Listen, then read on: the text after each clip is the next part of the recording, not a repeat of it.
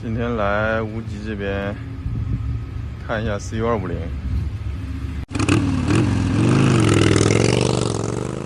从这张图就可以很容易比出来这两辆车就是大小了。说实话，还是确实小了一号。刚才我在坐姿上试了一下，感觉是挺不错的。我觉得骑乘感受就是坐姿上的感受比525强了一点，包括坐垫上一屁股坐上去就感觉这车是能骑的车。我就骑一圈感觉一下吧。不过这车实在太小了，对我这种个子高的人确实不太友好。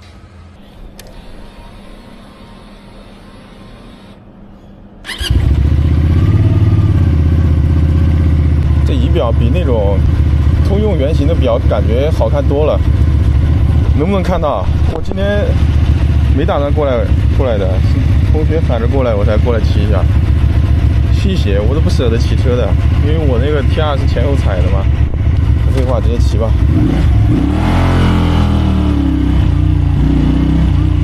就是他妈的太局促了，我靠，这坐姿，我感觉我已经像坐在油箱上骑车一样。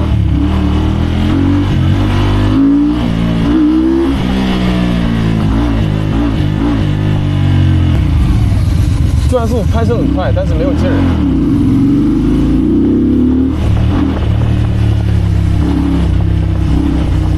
可以，过减速带没什么感觉，挺不错的。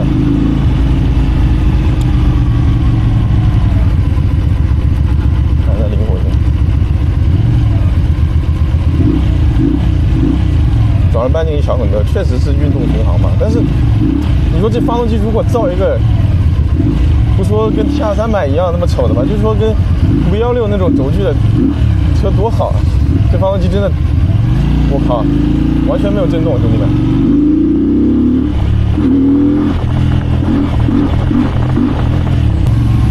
这车真的，它其实真挺不错的。它如果早出来，肯定能抢一波市场的。但是它太磨叽了，挺不错的。运动巡航，除了轴距短，车子小，没有缺点。比如让别人帮我拍一下我上身的那个视频吧，就是照片。你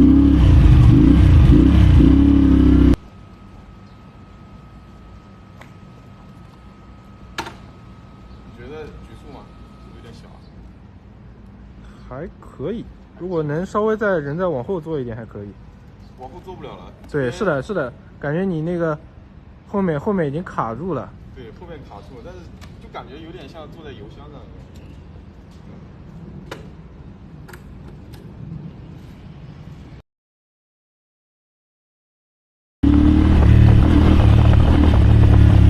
我有种放炮，就是加油不好。我跑到死胡同了，转一圈。哦，它这个跺脚这边就社死，我觉得这辆车完全可以再往这边就是再死一点，但是它已经抵住了。这车灵活性其实车架做的不错，就是我感觉这个车把可以再往这边拐一点，也不会有倒的风险，但是它已经从车架本身给我定住了。我靠，真他妈不想升档啊！升一下吧。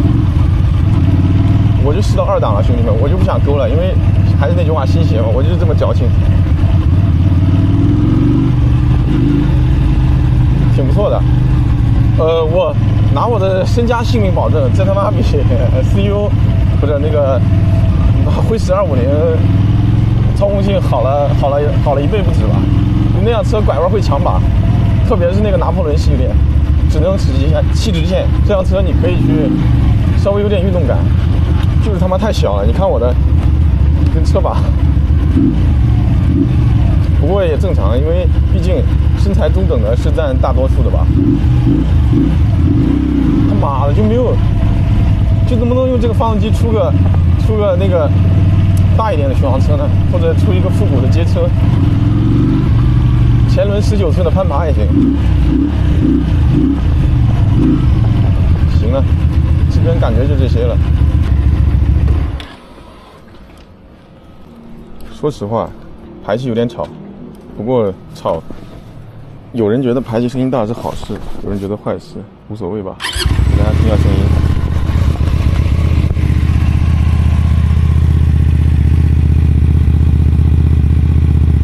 确实好看，然后跟我车一起，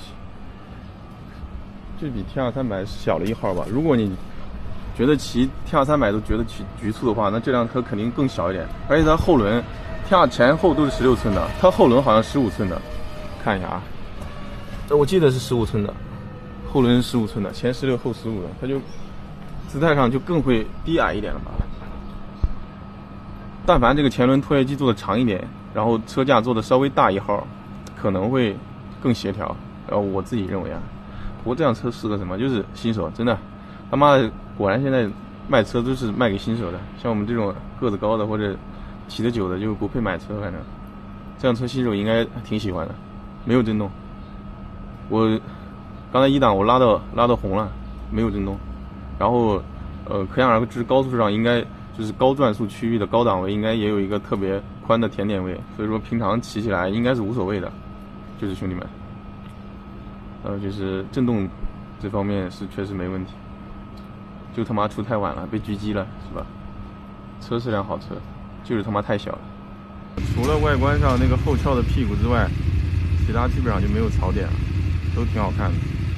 该圆的地方圆，该平的地方平，该有东西的地方有东西，该不需要点缀的地方就没有点缀。